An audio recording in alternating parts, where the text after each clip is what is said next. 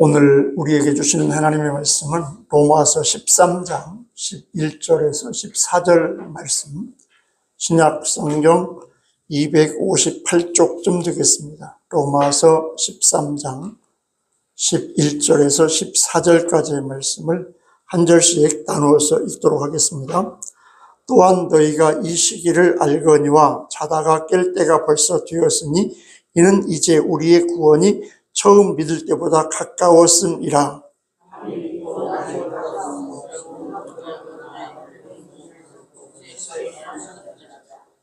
낮에와 같이 단정히 행하고 방탕하거나 술 취하지 말며 음란하거나 호색하지 말며 다투거나 시기하지 말고 오직 주 예수 그리스도로 옷 입고 정욕을 위하여 육신의 일을 도모하지 말라.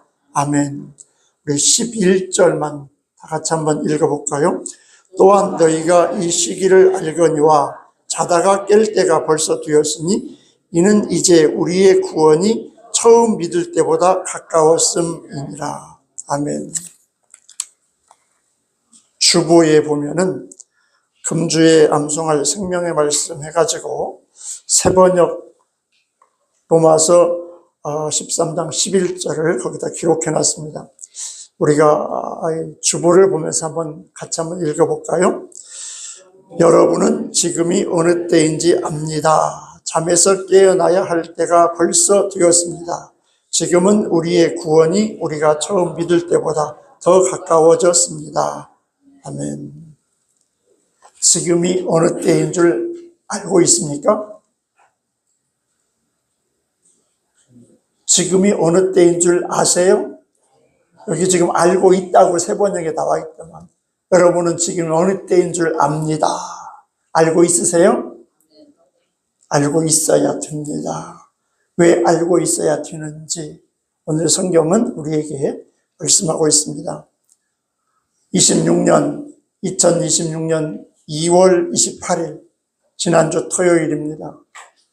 현지 시간 토요일 오전 9시 45분 이란의 수도 테헤란 하메네이 관저에 수십 발의 폭탄이 떨어졌습니다.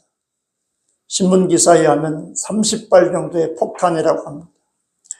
이 공격으로 말미암아 이란의 최고 지도자인 하메네이를 비롯해가지고 핵심 측근, 국방장관, 이슬람 혁명수비대 총사령관, 이란의 최고위급 지도자 40여 명이 한 자리에서 폭사를 했습니다. 한 나라의 국가 지도자, 그것도 최고 지도자들이 한 자리에 모여서 폭사한다고 하는 것은 세계사적으로도 처음 있는 일일 것입니다. 한순간에 국가의 최고 지도자를 비롯해서 수뇌부가 폭사를 하게 되자 이란은 통치력을 잃어버렸습니다. 하메네이 다음, 그 다음 누구를 세워야 할지를 모를 정도로 지도자가 다 없어졌기 때문에 지금 갈피를 잡지 못하고 일주일 동안에 이란의 모든 군사기지가 거의 초토화되다시피 할 정도로 이란이 초토화되어 있습니다. 이란 상공에는 이스라엘 전투기가 하루에 300여 회 출격을 하면서 폭격을 하고 이란을 갖다가 공격을 하고 있다고 합니다. 어떻게 한 나라의 최고 지도자와 수뇌부가 한 자리에서 이렇게 폭사를 할 수 있었는가? 그건 도저히 있을 수 없는 그런 일입니다. 이것은 이란 최고 지도자 하메네이를 비롯해가지고 그 수뇌부들이 오늘 성경 말씀대로 지금이 어느 때인지를 알았어야 되는데 어느 때인지 모르고 있다 당한 그야말로 바보 같은 일로 인해서 당한 어처구니 없는 일입니다. 여러분, 이 일이 일어나기 전에 지난 1월 3일 새벽에 우리는 세계적으로 이런 일이 어떻게 일어날 수 있을까 하는 거를 영상으로 마치 중계하듯이 본 사건이 하나 있습니다. 뭡니까? 베네수엘라 마두로 대통령. 그 대통령이 미국의 특수부대에 생포돼가지고 압송되는 사건이 발생했습니다. 여러분, 어떻게 1개국의 대통령이 특수부대 군인들에 의해서 생포돼가지고 압송되는 것이 화면의 영상으로 뜨게 됩니까? 참 재미있는 세상이고 무서운 세상이라는 생각이 듭니다. 트럼프라고 하는 괴물이 나타나가지고 자기의 업적인 양 자랑스럽게 전 세계에 방영을 해주면서 아주 의기양양해하는 그 모습이 박수를 쳐야 할지 정말로 여러 가지 생각을 하게 하는 사건이었습니다. 여러분, 이런 일이 이란 전쟁이 일어나기 이전에 한 달 전에 일어났습니다. 그러면서 계속해서 트럼프가 지난 2월 초부터 1월 말부터 이란 정부 하메네이에게 협상을 압박하고 협상을 요구하게 되었습니다. 그러면서 2월 초부터 링컨호 항공모함을 이란 앞바다에 파송을 한다는 뉴스가 계속 나왔어요. 우리나라하고도 상관없는데 뉴스가 계속 나왔어요. 그러면서 위협을 하면서 협상을 하다고 이란이 반응이 없었습니다. 그래서 조지 부시호를 파견했습니다. 항공모함 아이젠하워를 파견했습니다. 여러분, 항공모함은요, 그 항공모함 자체에서 전쟁을 치를 수 있는 어마어마한 전력을 갖춘 군단입니다. 그런데 항공모함 3군단을 이란 앞바다에 파견하면서 위협을 가하는데도 불구하고 일촉즉발의 위협과 압박이 가해지는데도 불구하고 하메네이하고 이란의 수뇌부는 지들이 별일 있을까? 지금이 어느 때인 줄을 모르고 망각한 채 전체 수뇌부를 갖다가 모아놓고 회의를 하려고 하고 있었습니다. 여러분, 이 정보를 이스라엘 모사드라고 하는 정보기관이 있어요. 세계적으로 가장 탁월한 정보기관 아닙니까? 그걸 다 알아냈습니다. 그리고 트럼프에게 촉구를 했습니다. 2월 28일 오전 9시에 하메네이 관저에서 이란 수뇌부가 다 모여서 회의를 한다고 합니다. 여기 때려야 됩니다. 여러분, 이스라엘 네타냐후가 트럼프를 충동질해가지고 그냥 갖다 한 방에 때린 것입니다. 그래서 1개국의 최고 지도자급 40명 한꺼번에 날아갔습니다. 여러분, 어떻게 이렇게 됐습니까? 이란의 최대 실수가 뭡니까? 주변에서 많은 일들이 일어났어요. 현상들이 보였습니다. 그럼에도 불구하고 하메네이를 비롯한 모든 정보기관과 모든 수뇌부들이 상황 파악을 못하고 있었다. 그러다가 당했다, 그 말입니다. 지금이 어느 때인지 분별하지 못하다가 돌이킬 수 없는 영벌을 받게 되었다. 여러분, 이런 일들이 어디 이뿐입니까? 베네수엘라 마두로 대통령 체포된 날, 그 전날에 어떤 일이 있었다고 합니까? 연회를 벌이고 파티를 열었대요. 파티를 열고 술 한잔 거나게 먹고 깊은 잠에 빠진 그 시간에 가서 대통령을 체포했어요. 대통령 궁에 들어가가지고. 때가 어느 때인지 모르고 먹고 즐기다가 종말을 맞이한 것입니다. 여러분, 1941년 12월 7일 일본이 진주만을 폭격한 거 언제였습니까? 미군들이 전혀 상상하지 못한 일요일 아침이었습니다. 설마 일본에서 우리 미국 진주만까지 와서 공격할 수 있을까? 전쟁 중인데도 불구하고 지금이 어느 때인 줄 모르고 먹고 즐기고 놀다가 일요일 날 아침 늘어지게 됐습니다. 그러다가 당했습니다. 아니, 그뿐입니까? 1950년 6월 25일은 어떤 날입니까? 남북이 대치하고 있었던 상황 아닙니까? 민주주의와 공산주의가 치열하게 마주하고 있었던, 전쟁 직전까지 갔었던 일요일 날 아침에 아무런 대비도 않고 있다가 북한의 남침을 받아 얼마나 엄청난 어려움을 겪었습니까? 여러분, 이 모든 사건들은 거의 대부분 토요일이나 일요일 새벽에 일어났습니다. 왜 그렇습니까? 모두가 긴장을 풀고 어느 때인지 분간하지 않고 지금이 어느 때인지 지금이 무슨 상황인지 그저 모르고 그냥 멍청하게 누워있을 때, 그때 사탄은, 그때 적군은 공격하고 침범하고 우리를 징벌하더라, 그것입니다. 사랑하는 성도 여러분, 여러분의 인생에 있어서 지금이 어느 때인 줄 알고 살고 있습니까? 미국을 얘기했고 베네수엘라를 얘기했고 한국 전쟁을 얘기했습니다만 그건 나하고 상관없는 것 같습니다. 아니, 내 인생도 똑같은 상황이 있다라고 하는 것이에요.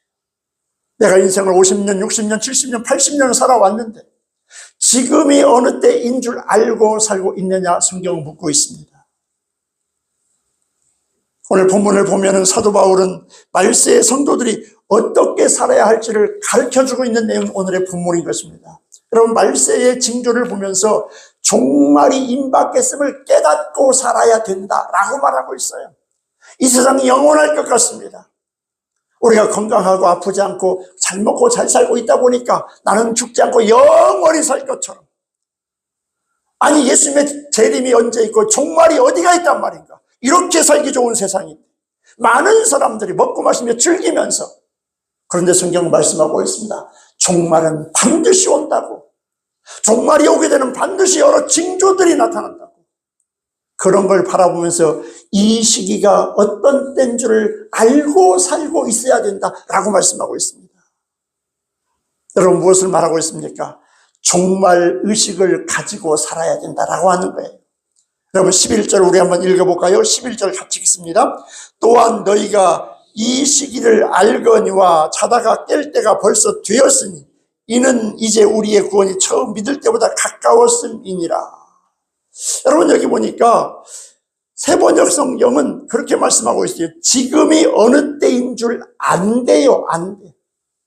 사도 바울을 통해서 예수 그리스도의 복음을 전해들은 그 당시 그리스도인들은 지금이 어느 때라는 것을 확실히 깨닫고 있었던 모양입니다.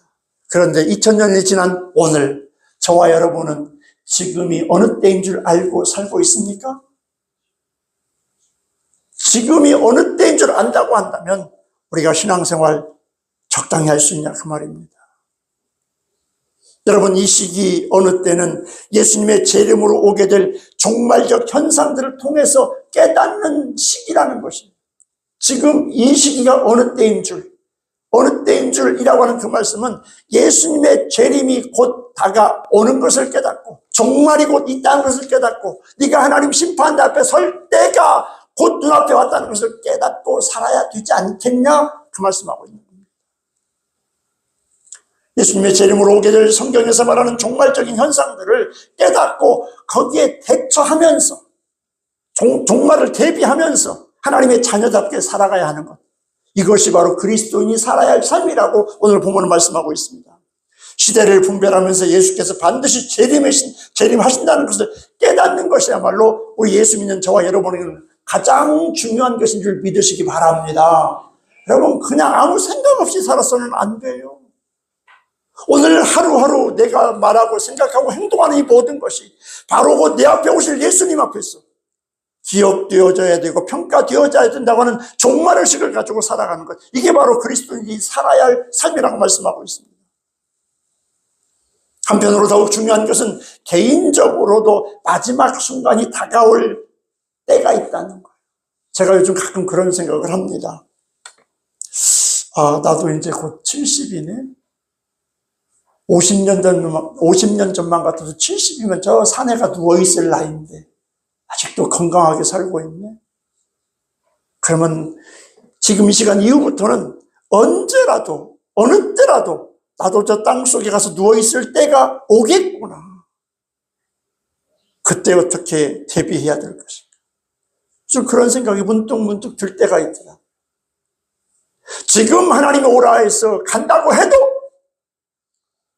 어떤 아쉬움이나 미련 없이 그저 기쁨으로 떠날 수 있는 이런 마음, 이런 삶이 대비를 해야 되지 않겠는가. 여러분, 우리 옆에 죽음은 언제라도 닥쳐올 수 있습니다. 엊그제 어느 목사님 만났는데, 나정대 목사님이라고 우리 시찰에 와서 부흥회도 인도하셨던 분인데 74살인데 돌아가셨대. 그래서 제가 그런 얘기를 했어요. 70대가 고비인 것 같더라. 우리 동네도 보니까 우리 교회 이종성 집사님도 75세. 교회는 안 다니지만 박희권 씨도 74세예요. 정말 요즘 노인정에 가면은 야, 물 떠와 라고 할 정도로 나이 들었다고 할 수 없는 젊은 나이인데도 불구하고 70대 가더라. 70대가 고비인 것 같으니까 70대만 죽지 않도록 잘 관리하면 80, 90까지 가는 것 같더라. 그 얘기를 했습니다. 혹시 70대 계신 분이 있으면 여러분 건강관리 잘 하시기 바랍니다. 함부로 먹거나 함부로 움직이지 마시고 70고비만 넘기면 90까지는 그냥 가는 것 같아요. 네? 여러분, 그러나 언제 어느 때 70이 넘어가면 언제 어느 때 내 앞에 죽음이 다가와도 뭐라고 말할 수 없는 나이가 됐다고 하는 것을 우리는 잊지 말아야 돼요. 그러므로 역사적인 종말이든 국가적인 종말이든 개인적인 종말이든 주님이 재림하는 세계적인 종말이든 종말을 의식하며 살아가는 깨어있는 신앙이 되시기를 주님의 이름으로 축원합니다. 그런 점에서 성도들은 항상 종말을 바라보는 긴장과 각성이 필요해요. 그렇다고 한다면 종말이 가까운 시기를 아는 자의 자세는 과연 어떠해야 되는가? 종말을 의식하며 사는 사람의 자세는 어떤 자세로 종말을 대비하며 살아가야 되는가? 오늘 본문은 그 말씀을 하고 있습니다. 그걸 깨닫고 이 의식을 가지고 살아가시기를 바랍니다. 오늘 종말을 의식하며 살아가는 사람, 내가 주님 앞에 설 날을 생각하며 살아가는 첫 번째가 뭐냐면 자다가 깨어야 한다라고 말하고 있어요. 뭐 해야 된다고요? 자다가 깨야 된대. 이게 무슨 말입니까? 늘 긴장 속에 살아야 된다. 정신 똑바로 차리고 살아야 된다. 경계를 늦추어서는 안 된다라고 하는 것입니다. 자다가 깰 때가 되었다. 여러분, 조금만 바스락 소리만 번뜩 깨가지고 뭔가 혹시라도 어떤 안 좋은 것이 있는가 대비할 수 있는, 긴장하고 경계하고 깨어있는 삶을 살아야 된다고 말하고 있습니다. 여러분, 이스라엘에서 결혼식은 거의 한 일주일 동안 한다고 그러잖아요. 그러면서 신부가 신랑을 맞이하게 되는데 그 신랑이 언제 올지를 모른대요. 오늘 올지, 내일 올지, 이틀 후에 올지, 3일 후에 올지. 그래서 신부는 항상 신랑 맞이할 준비를 다 하고 기다리고 있어야 됩니다. 저녁에 등불을 밝혀놓고 기다려야 돼요. 그런데 언제 올지 모른다고 그래가지고 준비를 소홀히 하고 있다가 신랑이 온다고 한다면 신부로서는 얼마나 부끄럽고 수치스러운 일이겠습니까? 여러분, 재림하신 예수님을 맞이할 그리스도인들도 똑같다고 성경은 말씀하고 있는 줄 믿으시기 바랍니다. 오늘 예수님이 언제 오실지 모른다고 말씀하고 있어요. 도적같이 만다고 말씀하고 있습니다. 그런데 우리는 그 주님이 안 오실 것 같다고, 언제 오실지 모를 거라고 아무런 생각 없이 아무런 대비 없이 그냥 내 하고 싶은 대로 살아가더라, 그 말이에요. 오실 주님을 맞이하기 위해서 주님 앞에 서게 될 그날을 위해서 항상 준비하고 있어야 된다고 하는 것이 자다가 깨어야 된다고 하는 말씀이에요. 영적으로 깨어 있어야 된다고 하는 말씀입니다. 여러분, 준비하고 깨어있는 만큼, 깨어있는 시간만큼 인생이 달라진다고, 항상 주님 앞에 설 것을 대비하고 깨어있는 신앙을 사는 사람은 주님 앞에 섰을 때 부끄러움 당치 않고 그 인생이 복된 인생이 되는 것을 믿으시기 바랍니다. 오늘 본문 11절은 그렇게 말하고 있어요. 또한 너희가 이 시기를 알거니와 자다가 깰 때가 벌써 되었으니. 여러분, 여기서 잠에서 깨어나야 할 때라고 말하고 있는데 이건 뭘 얘기해요? 자다가 깰 때가 됐다고 하는 것은 예수 믿는 사람에게는 좋은 거예요, 나쁜 거예요? 지금 자다가 벌떡 일어날 만큼 누가 올 때가 가까웠다고요? 예수님이 올 때가 가까운 것이 좋아요, 나빠요? 정말로 좋아요? 여러분, 죽는 날이 가까이 온 게 좋아요, 나빠요? 왜 말이 틀려? 그거나 똑같은 말인데 돌려서 물었을 뿐이라고요. 살아있을 때 예수님이 재림하면 할렐루야, 그냥 공중 휴거에서 맞이하고 좋다고 하는데, 여러분, 내가 죽어서도 예수님 만나게 되거든요. 살아서 주님 오시는 거나 죽어서 만나는 거나 뭐가 달라요? 죽는 게 힘들어요? 무섭습니까? 우리 그리스도인은 똑같아요.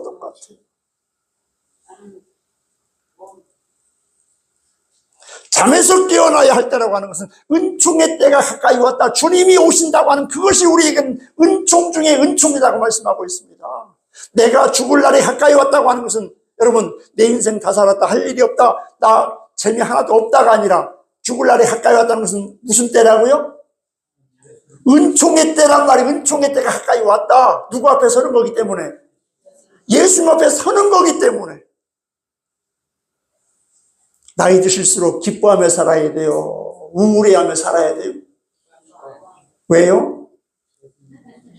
주님 만날 날이 가까웠으니까. 여러분, 성경적으로 생각하면 죽음이라고 하는 것이 전혀 문제가 아니고 고통이 아닌 것입니다. 주님 만나는 그 자체가 은총이기 때문에 여기 성경에 보면 잠에서 깨어나야 할 때, 예수님이 오셨을 때는 잠에서 다 깨어나야 돼요. 그게 최고의 은총의 때라고 성경 말하고 있습니다. 우리의 구원이 처음 믿을 때보다 가까이 왔다. 이제 이 세상 고생 끝. 주님과 함께 영원한 천국에서 영원한 복락을 누리며 천국에서 천사들과 함께 천사들의 호의를 받으며 살아가는 이 천국에 들어가는 죽음과 살아서 예수님 만나는 것과 똑같다 그 말입니다. 여러분, 자다가 깰 때는 우리 믿는 자에게는 은총의 때가 가까워 온 줄을 믿으시기 바랍니다. 죽을 날이 가까이 왔다고 하는 것은 예수님 만나고 이 세상 고난 다 끝나고 하나님 나라 들어가는 은총의 때가 가까이 왔다고 하는 것을 믿으시기 바랍니다. 여기서는 또 아멘이 작아. 이 땅에서 120년, 200년 오래오래 그냥 사세요. 오래 살아면 또 목사님 그러지 말라고 또 그러시면서. 여러분, 여기서 잔다고 하는 것은 눈을 감고 잔다고 하는 그걸 말하고 있지 않습니다. 영적으로 준비가 안 된 상태, 영적인 게으름, 영적인 나태, 영적인 무지에 놓여 있다고 한다면 그것이야말로 하나님 앞에서 잠자고 있는 영혼이다 그 말이에요. 오늘 내 영혼이 지금 잠자고 있지는 않습니까? 주님 앞에 섰을 때 아무런 준비도 대비도 전혀 안 돼 있는 상태에서 주님 만나게 되는 것 아닌지,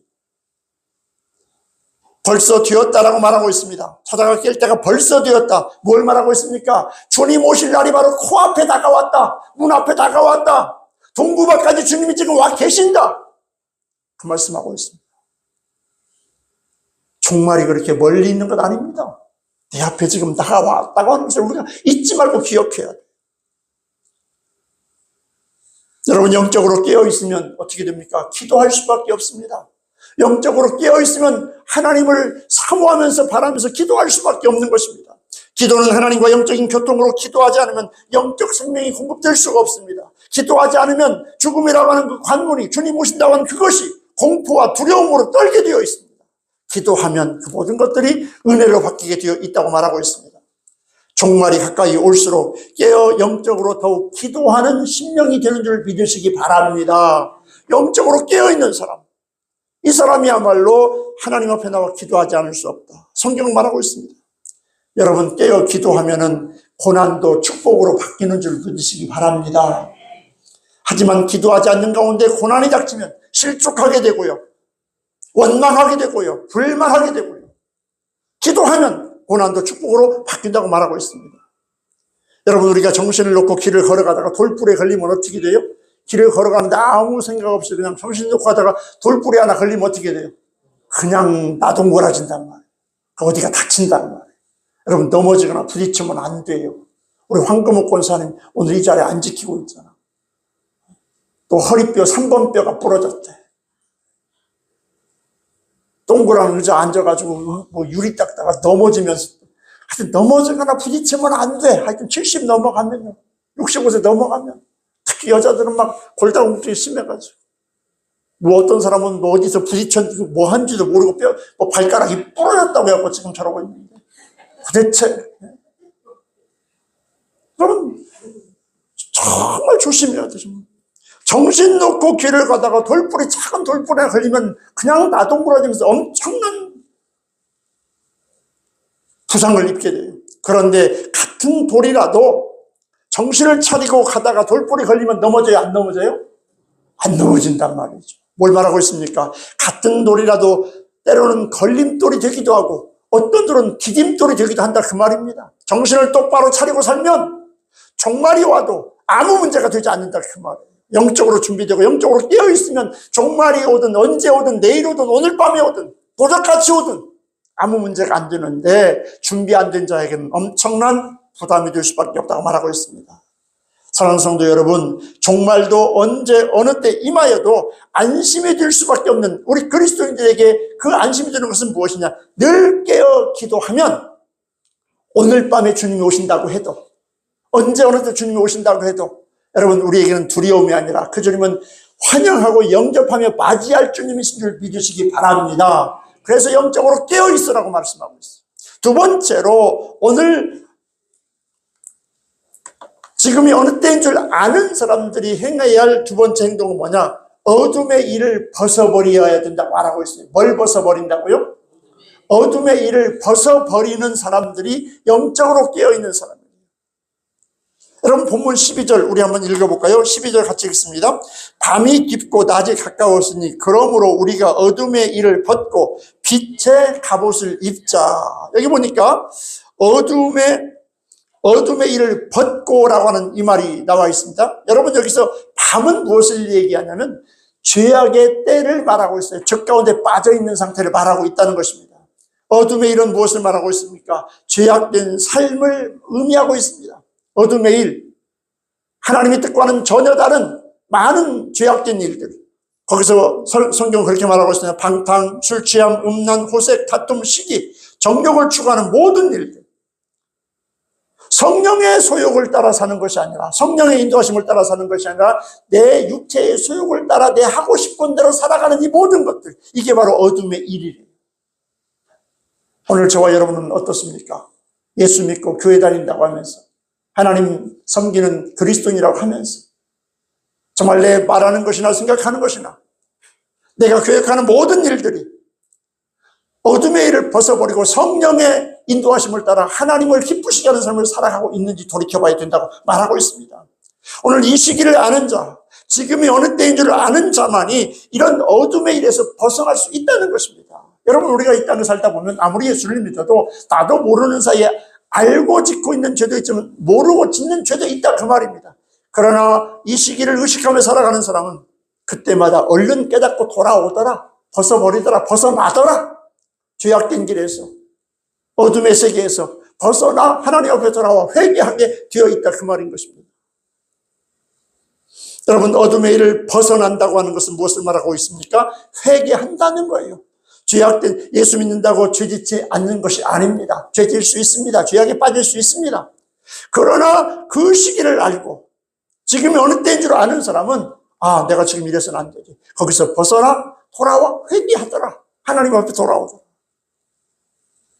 회개라고 하는 것은 어둠의 죄악에서 벗어나오는 것이기 때문에 회개를 의미하고 있습니다. 비록 세상이 아무리 어두울지라도 이 시기를 아는 그리스도인들, 여러분, 세상은 어떻습니까?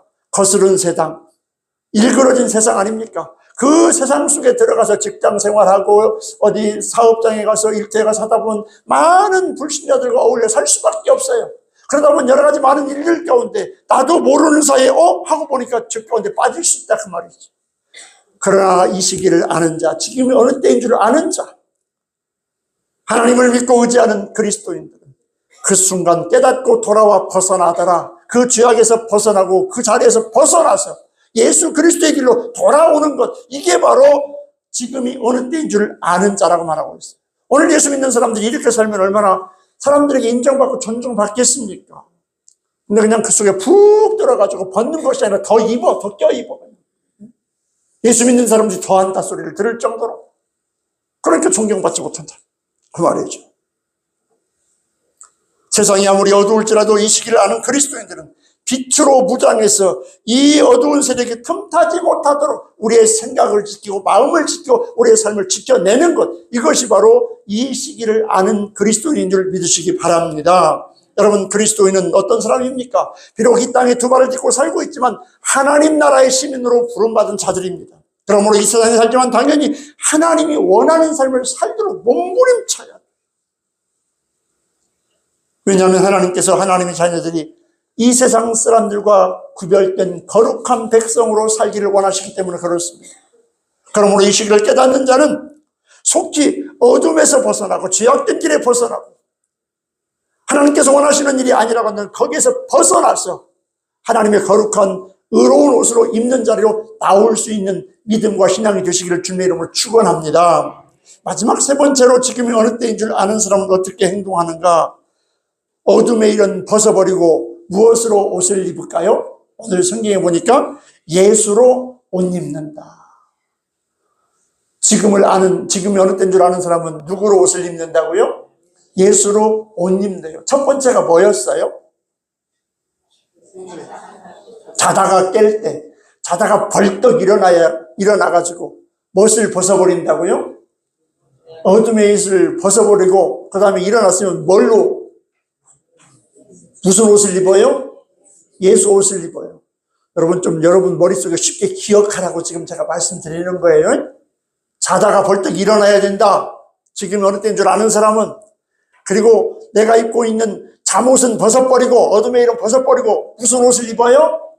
예수의 옷을 입고 하루를 살아가는 것. 이게 바로 지금이 어느 때인 줄 아는 사람이에요.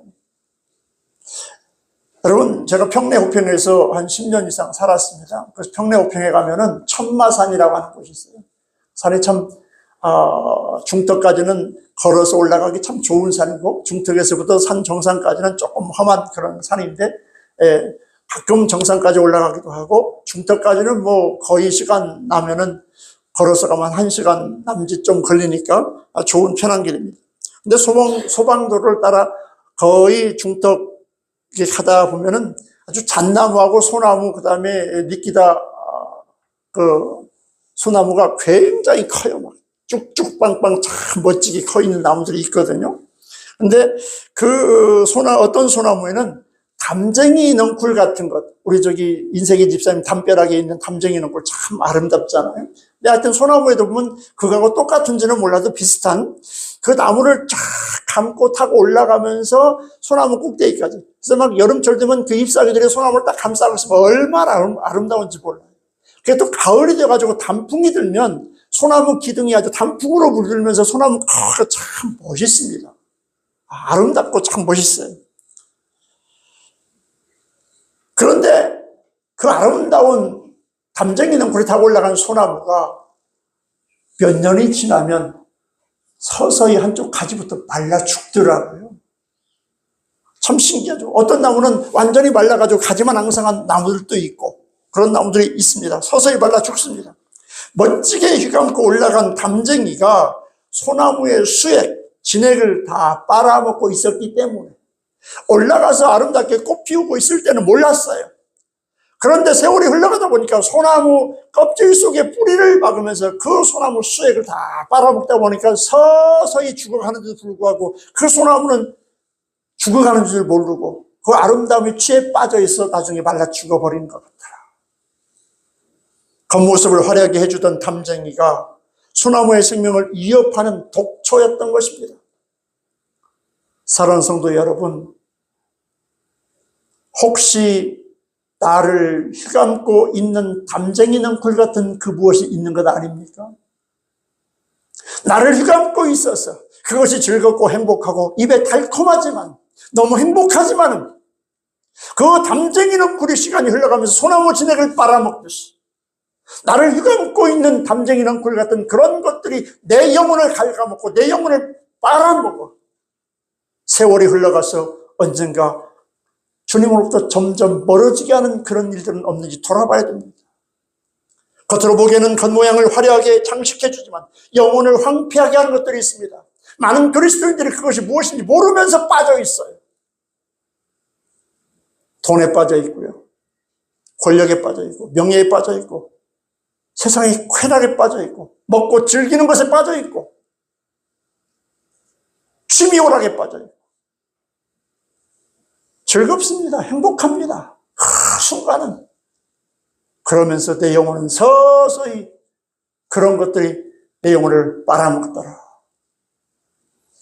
소나무가 담쟁이 넝쿨로 인해 화려한 모습을 보여주었습니다. 그러나 그것은 실제로 나의 생명과 심령과 영혼을 갉아먹고 있었다고 하는 사실을 우리가 잊어서는 안 돼요. 많은 사람들이 취미오락으로 먹고 즐기는 것으로 친구들과 어울려 노는 것으로 주의를 빼먹고 하나님의 뜻을 거스르면서 살아가는, 그러면서 그 영혼이 점점 메말라가는, 그래서 그 사람이 몸은 교회 왔다 갔다 하지만 정말 예수 믿는 사람인지 알 수 없는 오늘 그런 그리스도인들이 얼마나 많은지 몰라요.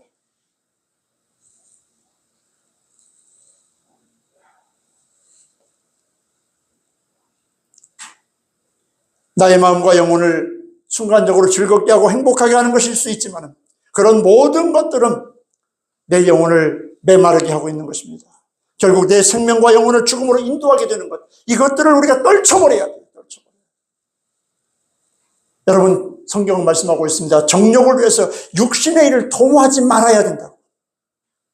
피폐하게 만드는 어떤 것도 추구하지 말라고.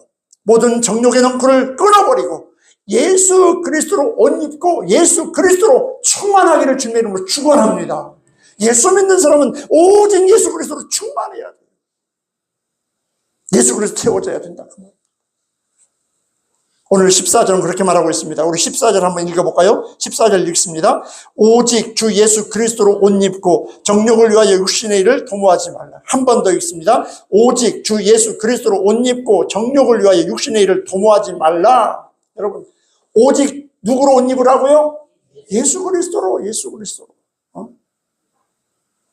여러분, 옷은 사람의 인격을 나타내는 상징적 물건 아닙니까? 옷을 보면 그 사람의 사람됨이나 인격을 대충 알 수가 있습니다. 여러분, 예수 그리스도가 입었던 옷, 예수로 옷 입으라고 하는 그 말씀은 무슨 말입니까? 예수님과 같은 삶을 살도록 하셨는데 그 예수님이 입으셨던 옷은 어떤 옷이었습니까? 청빈의 옷을 입으셨습니다. 세상에 욕심 없는 삶을 사셨습니다. 진실의 옷을 입었습니다. 사랑의 옷을 입었습니다. 하나님을 영화롭게 하나님 기쁘시게 하는 옷을 입고 하나님의 기쁨을 위하여 살았던 분이 예수 그리스도 아닙니까? 그러므로 우리도 예수님처럼 죄악에서 벗어나 예수 그리스도로 옷 입고 하나님을 영화롭게 하고 하나님 기쁘시게 하는 하나님의 사람으로 주님 앞에 설 수 있는 주님의 옷으로 입혀진 그리스도인 되시기를 주님의 이름으로 축원합니다. 성도들은 예수 그리스도의 옷을 입어야 된다고 성경은 말씀하고 있어요. 예수를 항상 의식하고 예수와 일체감을 가지고 살아야 된다고 하는 말이죠. 내 마음속에 주님이 계셔서 주님이 기뻐하시고 주님이 원하시고 주님이 앞서서 인도하시는 대로 따라가는 삶, 이게 예수로 옷 입은 자의 삶이라고 말하고 있습니다. 여러분, 성도는요, 하나님 최우선, 예배 최우선, 교회 최우선,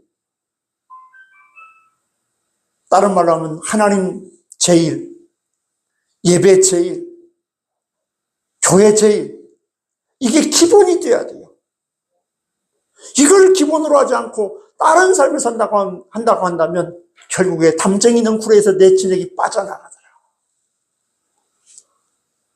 여러분, 예수 그리스도로 옷을 입어야 되고 예수 그리스도를 항상 의식하면서 예수님과 일체감을 가지고 살아가야 한다고 성경은 말하고 있습니다. 여러분, 예수 그리스도의 권능으로 점점 강건해지는 믿음과 신앙이 되시기를 주님의 이름으로 축원합니다. 하나님의 형상을 회복하고 정욕을 추구하기 위하여 내 몸을 내어주지 않는 하나님의 사람으로 내 마음이 채워져야 돼요.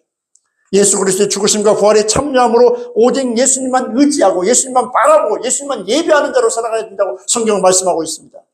여러분, 우리 의지가 아무리 강하다고 할지라도 우리 힘으로는 어둠의 세력을, 죄악의 세력을, 어둠의 일을 벗어버릴 수가 없어요.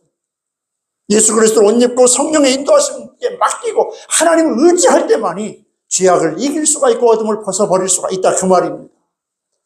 안타까운 사람들이 있어요. 예수 믿는다고 하면서 권사이면서 모이면서 주일날 친구들하고 어울려 놀러가서 주일을 빼먹는다고 하는 일들이 가끔 있더라고요. 여러분, 이거는 하나님 앞에서 정말 안타까운 일 아니겠습니까?